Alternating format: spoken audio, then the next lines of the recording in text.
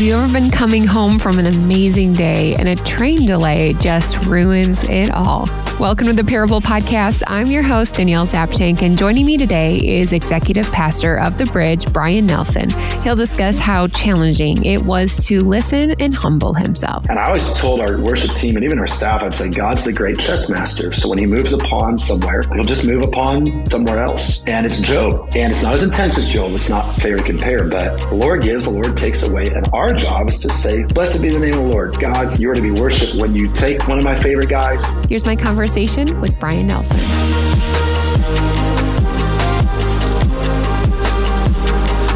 Well, Brian, welcome to the Parable Podcast. I'm so grateful to have you here. You're a friend of a friend. And so that's really how I love connecting with people. Thank you for being here today. So good to be with you. This is going to be fun. Yeah. So Brian, I'd love to just start out. I don't think you probably grew up playing let's play pastor. What was your dream as a child? This is what I want to do as a 7-year-old Brian. Oh, wow. You go back that far, definitely going to be a firefighter, policeman, what every little boy wants to be. But I was always going to be a musician. So I like sports a lot. But as I got older, music definitely stood out. So I was a drummer and a piano player. And as I got into high school, I did really well in that percussion field. Mm-hmm. I always loved ministry though. I always loved our student men as a kid. When I went to college, I got involved with crew, pretty big, but it was still going to be drums and percussion, and ended up getting a master's degree in music. That's what I have. And so that was always where I was going. Jump forward. I went to Nashville after college and tried to be a rock drummer. That's what I wanted to be, Christian music, getting on the road with Rebecca St. James and people like that. That was the goal. Yeah. And I don't know how I ended up here though, Danielle. This is nuts. Well, you said you grew up in the Chicagoland area. You went to Nashville for a time, and now you came back. Looking at it, it is a full circle thing. And so how have you kind of seen God's hand in that, knowing that you're my goal was to be a rock drummer, and now I'm the executive pastor of a church?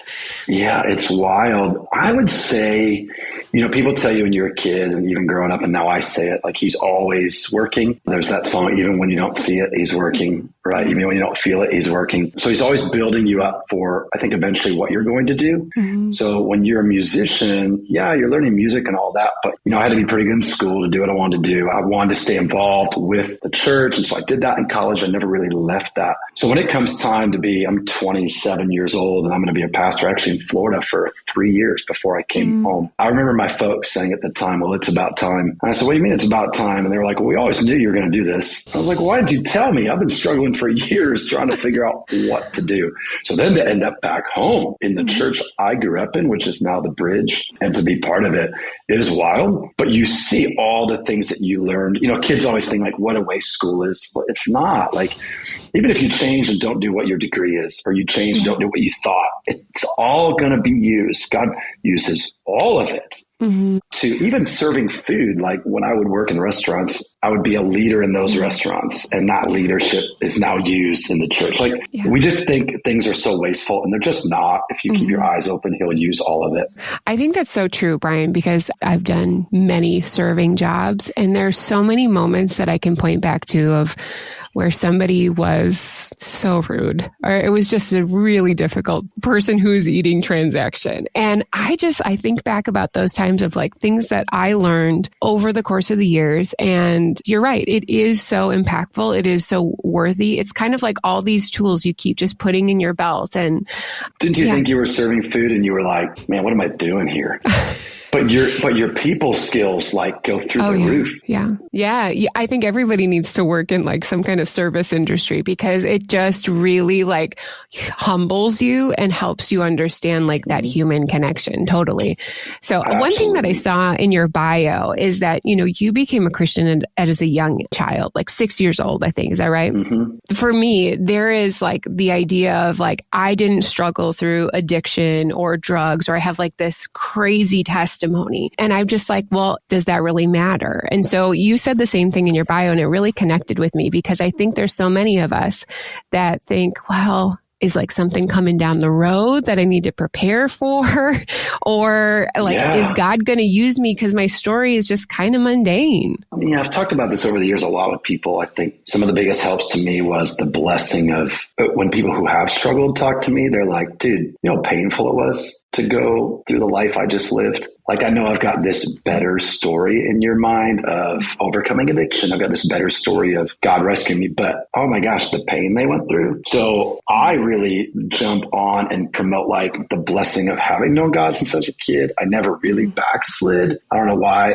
God gave me a faith that just never doubted that this was true all through college, even after. I never went away and came back. I never, honestly dated a girl, lived with her, and was like, oh, I shouldn't be doing that. Like I didn't never sin. I sin like crazy still. It's like, that's not what I'm talking about. But to your question, I'm saying that having faith our whole lives, I think it's a testimony to the fact that it is true and real. And I think you can understand God's mercy just as much as someone who's been hooked on something or gone through trouble. So people always say like, you can't really help people if you haven't been through it. I think that's bogus. I do think there's a special connection for people who have been through similar stories, but I can bring them tremendous help with like victory. Like, dude, you can live your whole life without walking away from God. Like, do you know that? Like, you don't have to do this. You don't have to go away when you're 18 or 22.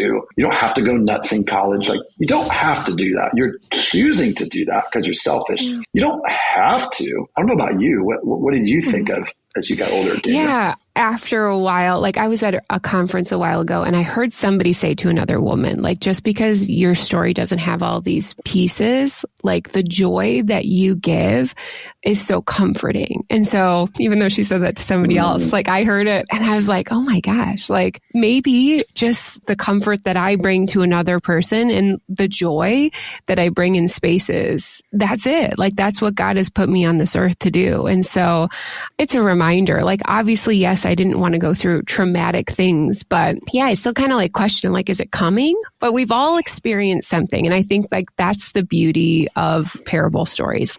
Yeah. Everyone has them, I don't live in fear of something coming. Like I remember hearing Francis Chan years ago, and he had lost, I think the stories, he had lost 3 parents. It's either by age 12 or 13. Wow.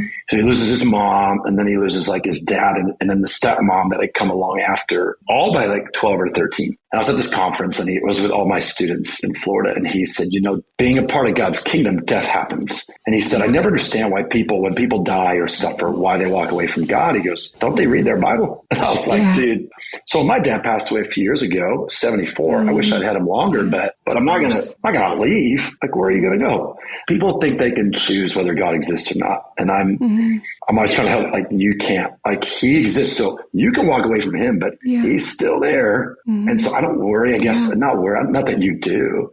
I assume some bad crap's coming my way somewhere here. Like, I'm ready for it. Honestly, I'm ready. I'm not going to budge. Yeah, absolutely.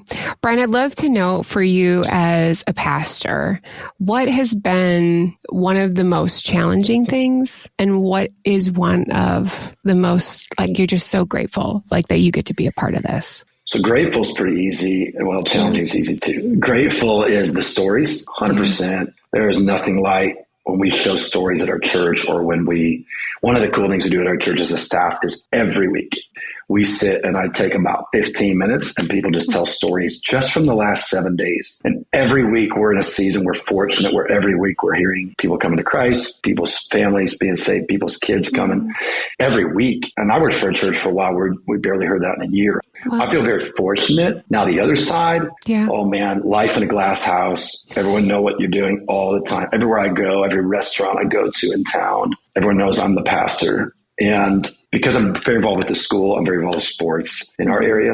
So I know I'm on all the time and I'm hot. I can be a hothead, man. So I've really had to work on that because I got to represent all the time. And so a lot of pastors, I think when they quit, they're just so excited to not be watched all the time. It is definitely a sacrifice of the job for sure, is that you don't get to just be you. And maybe that's what it's supposed to be, but most people don't have that. So that's challenging. And then just watching people leave the Lord, you watch it all the time. And it's most months we've got a family that just doesn't walk away from the bridge. They just walk away from God. Yeah. That's brutal. That is brutal. Because we know, like, people that go to church, I don't know about you, Danielle, but everybody goes and they only know their story. But as a pastor, 2,000 stories and you're watching them decide, I don't want what God thinks. I don't want what he wants. I don't want him. I'm out. And you're like, what? So that's hard. Yeah. It is heartbreaking because there is the part of us that knows the truth, that I desperately want that for each and every one in my life, but I'm not in control of that. So to watch that transition, and you don't know where God is going to take them. Like, will they come back? Will they, and maybe there are like those things that they need to have in their life prior to coming back, but it is a painful process, and just choosing to let go. And the thing about public knowledge of like just people knowing who you are, one thing that is hard for me, I'm pretty good with names, but we'll go to another location outside of church. And then there's like, you just have like this time space continuum, and somebody's like, oh, hey. And I'm looking at them and I'm like, oh gosh, we're in another place. So where are you from? And it's hilarious. It's all the time. And I cycle through like church, sports, the high school with my kids. Is it band? Yes. Is it my old neighbor, my current neighbor? 4th of July. So a couple months ago on the 4th of July, I was at a party. Dude came up to me. He's like, bro. And then the guy I know says, you guys know each other? And I was like, yeah. So we hug it out. We catch up. The guy walks away and I look at my actual buddy and I go, dude, I have no idea who that is. But you can't, it's not a lie because you do care and you have to be, deceit's tough to label that, but that guy, he just has to see me recognize him because this was a guy in particular, this particular guy had come to the bridge for a while and then bailed, and he needed to see me remember him because maybe the Lord will use that to be like, get back into church. What are you doing? So I don't fake it. I just was like, I know you. I just don't know why. That's okay. I do recognize you 100%. And I do care about you because God's put that in my heart to care about you, but I don't know who you are. It's terrible. Danielle, almost every day. Almost every day. Well, and also when we age, you're just like, I can't remember what my kids wanted to drink when I asked them 5 seconds ago. So if you're asking me first names. Idea. And the thing is with church, again, because we're the known. Now, we don't like the pedestal of the bridge. We're pretty anti-pedestal, but people still do it. Oh, yeah. And they'll pop in for a year, attend every weekend, love, dude, you would lead singing and it was so good. But then they bail. Yeah. And then 7 years later, you see them. And to them, it's like, oh, Brian. Yeah. And you're like, dude, thousands of people have gone through our doors since you left. Mm-hmm. I don't know who you are. It sucks, though, because you care about their soul more than anything. Yeah. So you're like, you just do the best you can. We laugh all the time about it. I don't know about you. I've learned how to deal with it. You just do the, hey. Yeah. I do, hey. And then I'm just like, I look at my husband and we have a secret code, and I'll put it out here. If I don't know somebody's name, I just like look at him and I hope that he introduces himself so that they will say their name. And I'm like, yes, that's my trick. Do you ever have so I do that trick at church, but do you ever have so the person will say, hey, I'm my wife. Hey, I'm Michele. Nice to meet you. And that other person will go, nice to meet you, Michele. And you're like, someone asked the question because they won't give their name. And so Michelle's learned to say, and what's your name again? And then I'll jump on it right as soon as they say Chris. I'll be like, dude, Chris, he came 6 years ago. Because then I usually remember, I can be like, yeah, so Chris came 6 years ago, and I'll use his name again to build that familiarity. And it's just, we're just doing the best we can, man. Yeah, I was reading Romans today, and Paul's naming all these people in the last chapter, like, hey, tell so-and-so hi, and so-and-so hi, and so-and-so hi. And I'm like, how do you remember these people? You haven't even been there. Like, what? So I don't know. I was put to shame by Paul just this morning. Oh, yes. Cool. Well, I mean, and that's our humanist, right? We just our goal is to encourage and uplift and like make people feel seen, like you said. But at the end of the day, we're people. We're going to mess up people's names, but that's okay. So the Parable Podcast, Brian, it is all about sharing stories because I think each of us have our own story where God is used to help us learn a lesson, to grow something in us. So I'd love to hear one of yours, Brian. Yeah. So the story I would share would be my role, executive pastor, right? So if you all listening don't know what that is, y'all, see, I lived in the South for a while, but anyway, y'all listening, if you don't know, in our world, if you think of a regular company, it'd kind of be like the guy over the staff, the guy in charge of the hiring, and along with my boss, of course, our lead pastor, but really working on personnel. Mm-hmm. And we've had a really successful run at the bridge in personnel, meaning guys have stayed a long time. Very, very few people have we ever let go or have left. I don't know why, but it's been really cool culture. So the story is a few months ago, I had a friend of mine. She was from Arizona. We've been friends for a long time. She's always been tight with my wife and I and come and stay with us over the years many times. Loves Chicago, loves our crew. And so for years, we had wanted her to come work with us. But at the same time, quite honestly, I loved where she worked and the situation she was in. So the truth is, as our friendship grew, we kind of gave up, and I gave up on her ever moving here because I honestly thought the best thing for her was to stay where she was, to be honest with you, Danielle. So anyway, so she's working in Arizona, and we're on the phone. This is a few months ago now. And she says, I want to buy a house in Phoenix. And I was like, oh, that's great. And again, in the back of my mind, I'm like, well, that definitely seals the deal. You're not coming. Yeah. And then she goes, I just have one problem. I think I want to move to Chicago. And I'm like, now, this is a person who my boss, our lead pastor, had always told, hey, if you ever move for real, like you have a job. Yeah. Like there's no interview. There's no, like, we already know and love you. You would have a job here. So as soon as she says that, I kind of go, oh my gosh. And again, because I had not just given up, but I mean, she worked for a great friend of mine. And so I'm not taking her from him. And so it was just kind of like this, if God ever leads you to that, that's great. But we just got to be good friends, you know? So she says that, and I'm geeking out because I do love her and it'd be exciting to have her here. Well, about a week later, I'm waiting for the call to be like, this is for sure that I'm coming. And the day she's calling me, it was a Monday. That afternoon, one of our main guys at our church grabs me and he's like, I think I'm going to bail. I got this other opportunity. And he's one of my favorite guys. And I was just like, you have to be kidding me. So I remember talking to her that night and being like, I'm so torn because this is supposed to be like this amazing day. And yet all I can think about is this dude's leaving. And it was this weird moment, emotionally speaking. However, here's the point of the story. I know it's long. I hope not too long. No. The point of the story is the faith doesn't budge. I remember when that night was over, just being like, and this is just how I am. And again, I always credit the Lord at this because I don't think we do a lot to do this. You know, I think we're all wired differently. And so there's things I just really suck at a lot. But this is when God's been gracious to me and been like, you're just going to trust me. You're just going to trust me.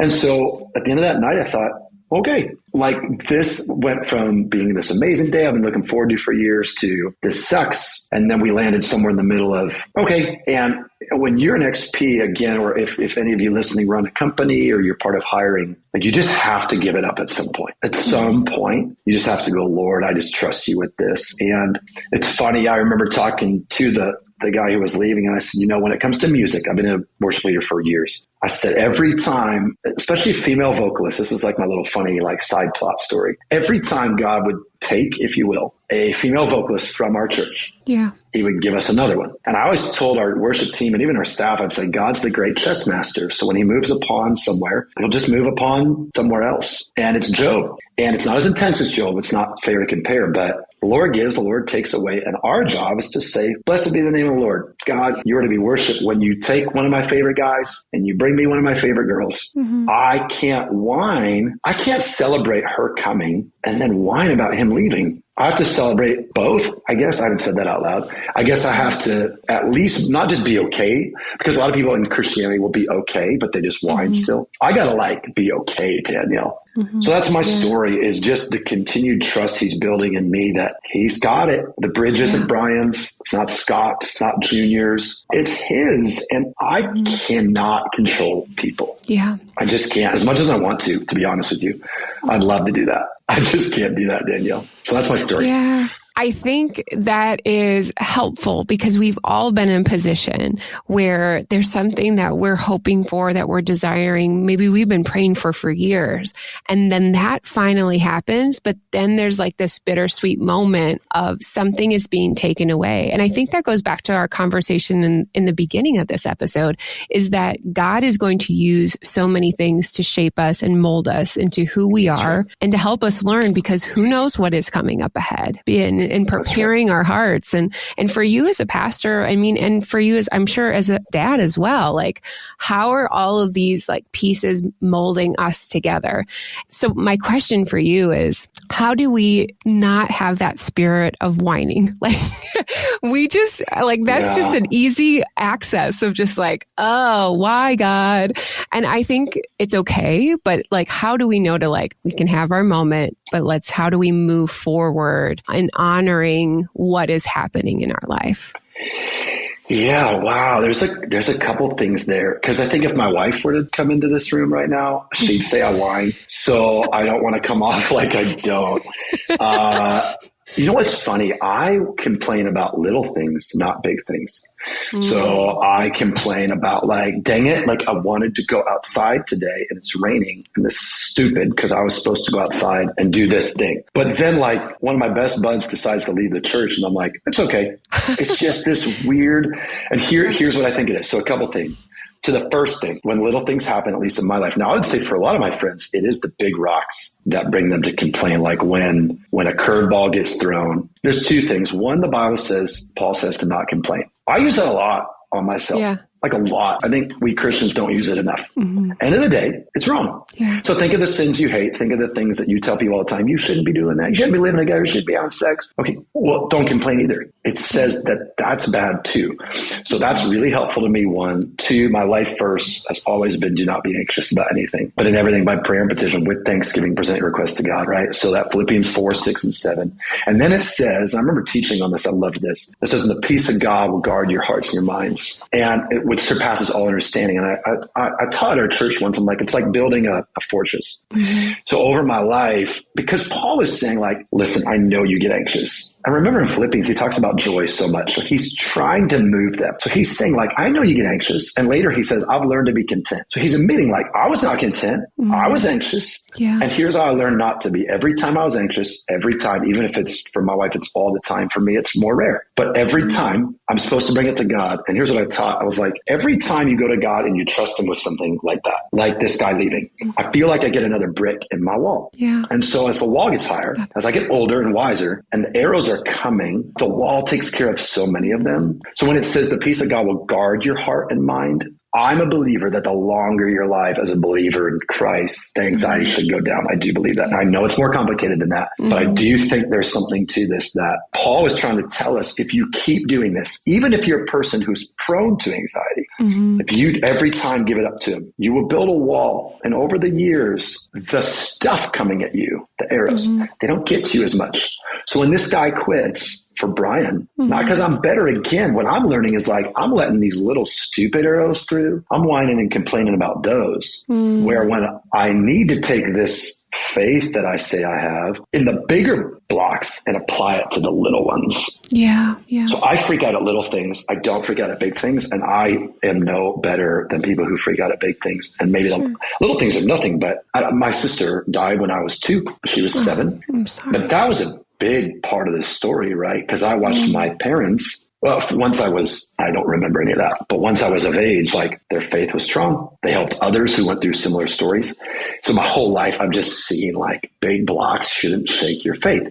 Big moments of trauma, as you said earlier, shouldn't shake the faith. So how do people grow in that? Every time something happens, pray and give it up. There's a recipe in the word and we don't do it. We think, oh, but that doesn't work for me. Well, it does, but you might just have to do it more often than other people. I don't know. Where are you at, Danielle, with that kind of anxiety stuff? I think it, goes back and forth, and it depends on what the situation is. So this is a good example. I'll share this. My mom and I were just talking about this the other day.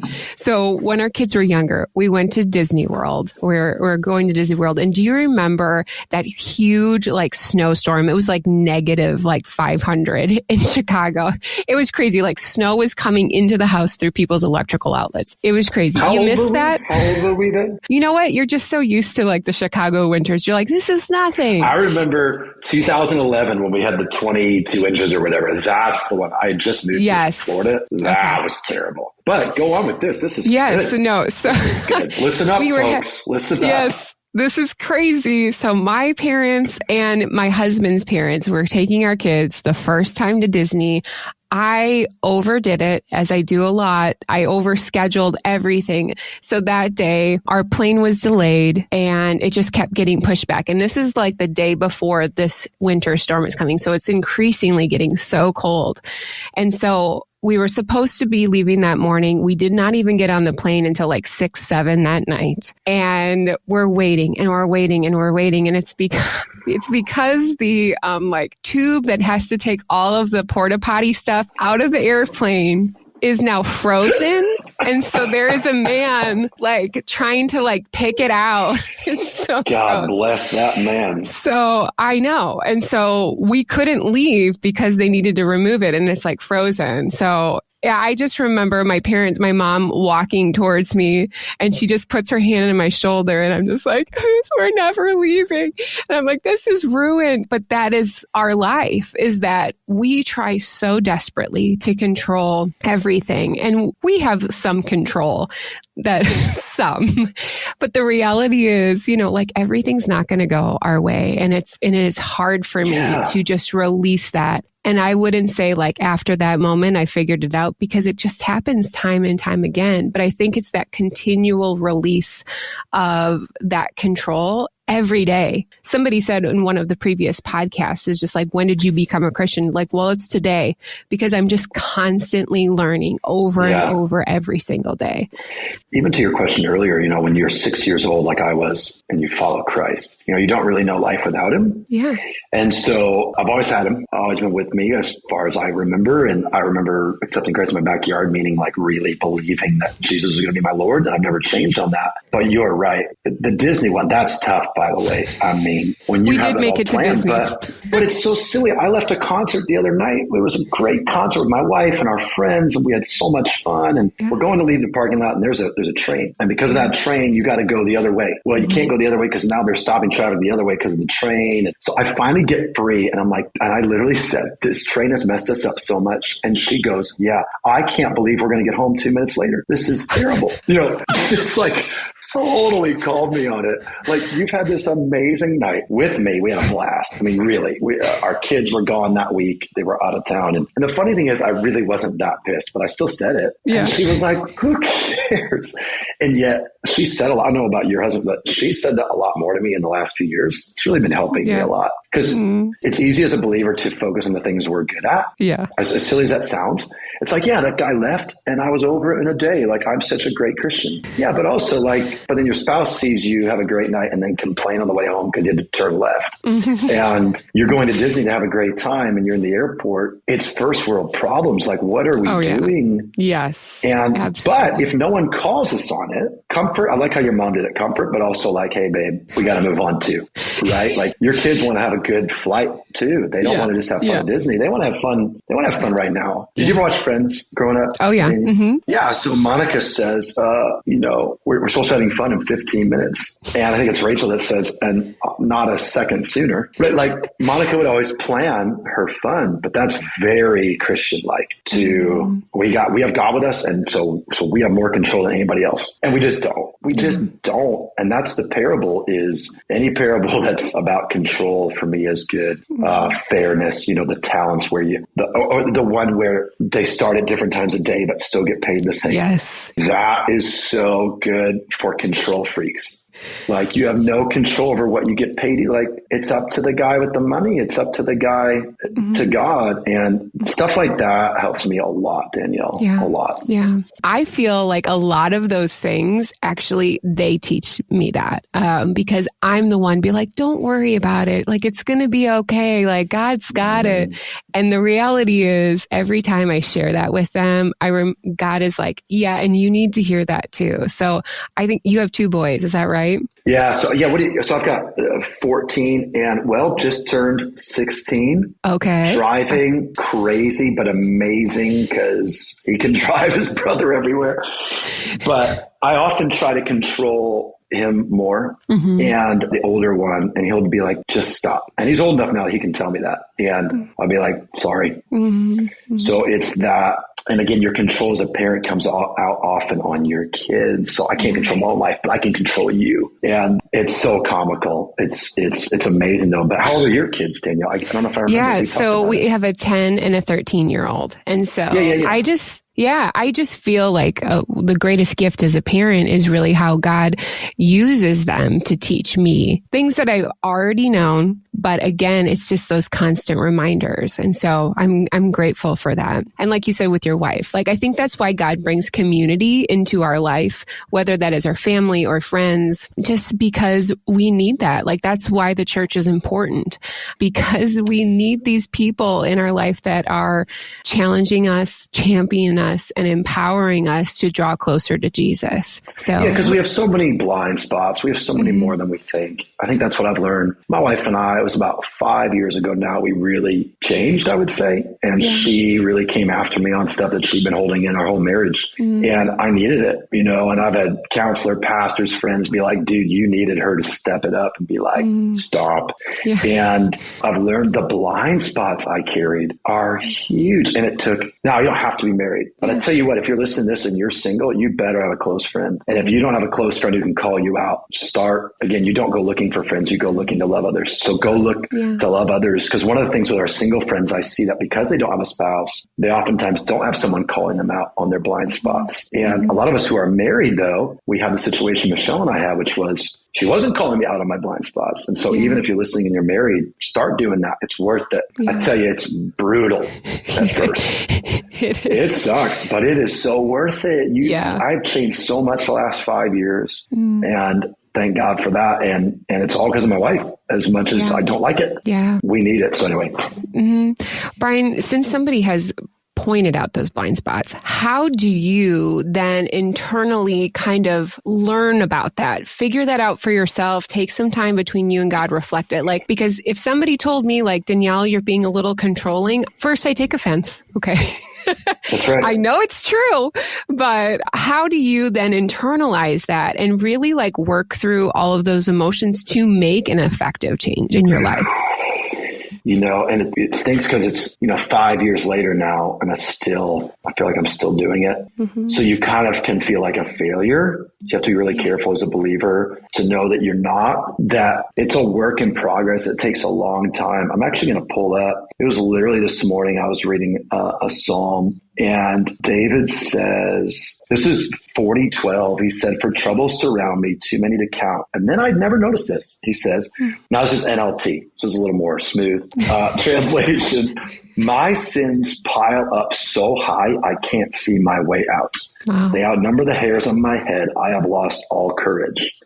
So it's right in the middle of this, like, hey, rescue me from these people. Because David was always kind of a woe is me guy. It's like, this is terrible. Everybody wants to kill me. I've just been doing what you asked me to do, God. I feel so bad. And it was nice. I'll be honest. It was nice to see him say that. I needed it because I can feel that way where I'm doing all this work for him. And I'm like, but I'm still struggling. What is wrong with me? Like, I'm a pastor, man. I should get this nailed down. And then he says, my sins pile up so high, I can't see my way out. That doesn't mean keep sinning. But what it means is, dude, I got some good company. And so to your question, it's like, you just keep working on it. I don't know if it's so much self-discovery as it is humility to just listen.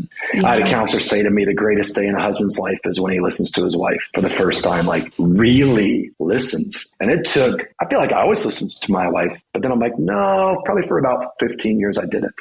So he was like, that moment is so big when guys just go, okay, my pride's gone. Just tell me what I need to know. So what do you do with it? How do you get through that time? A lot of humility and being willing to hear that you are not the greatest person. And if you're listening, you're like, whoa, what? That's the encouragement? Yes, because the way through our sin is to be honest and allow people to tell you you're just not very good at this. And my wife once said to me, you're low discipline, high confidence. So that's like, whoo, she goes, that's a deadly combination. You're so confident. You just know who you are. You know what you're good at, Brian, you do. But you'll let days go without reading the Bible, or you won't work out, or you won't eat well. And so now I've made changes. I work out all the time. Read the Bible a lot better than I used to, pretty consistently. And I eat better. And I'm 15 pounds down from where I was.